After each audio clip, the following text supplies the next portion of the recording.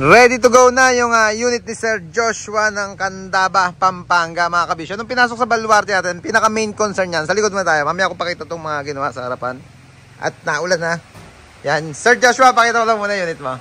Main concern ni Sir Joshua, yung tailgate mga kabisyo, pinalagyan na. Wala talaga Sir tailgate nung nakuha mo to? Lifter po siya. Lifter siya, power tailgate. Kaya tinanggal nyo na yung tailgate, power lifter.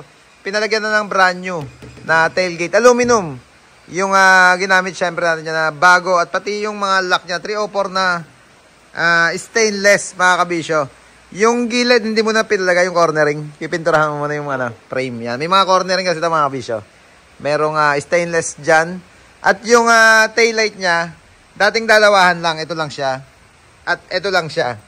Pinagawa na ng frame ni Bossing Joshua dito mga kabisyo. Stainless. At nagpadagdag ng isa or tigisa para mabuong tatluhan. Sir, pa-park light nga natin. Pabuksan niya park light. Tsaka hazard. Pakita lang natin mga ilaw. Plate frame mga kabisyo. Binalutan na lang din ng stainless yan. Rear bumper. Japan na brand new mga kabisyo. Siyempre from Isuzu yan. Ayan yung park light niya. Ilaw or yung hazard niya. LED mga kabisyo. Siyempre Japan yung taillight nila. Kaya pinarisa natin ng original na Japan din na taillight. Buti naman bumagay mga kabisyo. Kamukha naman yung stock natin dito. Yan, galing Subic or fresh from Japan, dumating ng Subic. In order nila Bossing Joshua. Likod na taillight, dalawang dilaw yung pinalagay niya. LED.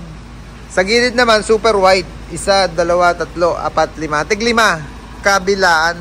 Naka-side grill na, nakatapalod na dumating mga kabisyo. Matte card ang pinahabol niya rito. Pinadagdag niya sa unit niya na merong stainless plate sa ilalim. Pati likod niya, tatlong putol siya. Pinalagyan na rin niya ng stopper dito, parang yung sa mga original na Japan. Shafting, yari sa baluarte natin. Pati yung stainless dito na frame or yung pinakakabitan ng matte card niya.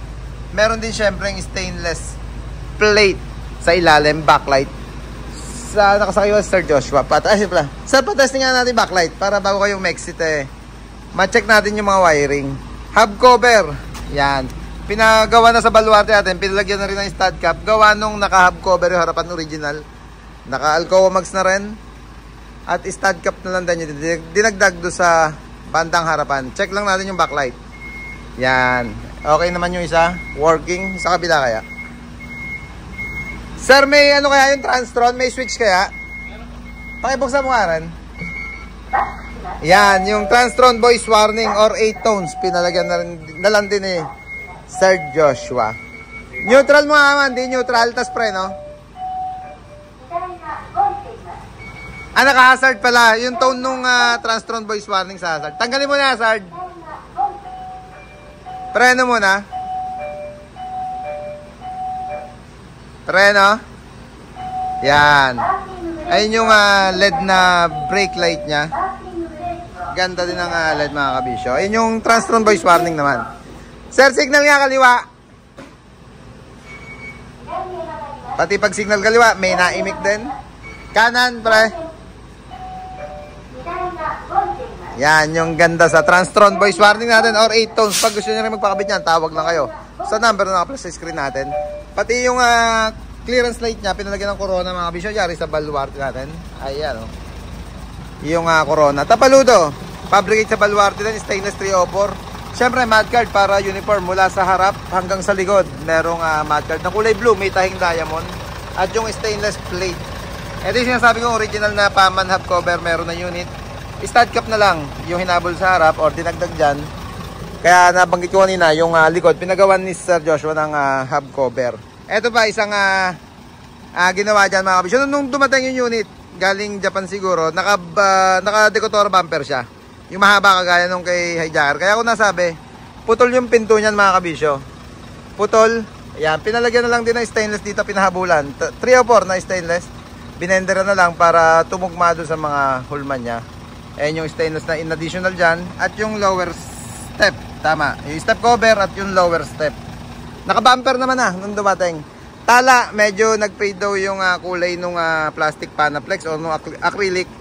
Pinatungan na lang ng sticker yan mga kabisyo. Parang transparent siya na kulay blue. Medyo dim naman tingnan kaya Maganda para pa rin siyang original na kulay blue na plastic Panaflex. Ganyan pa rin, ganyan na yun, yung unit mga kabisyon na dumating naka chrome na. Kargado na ng chrome pati yung sa backseat niya.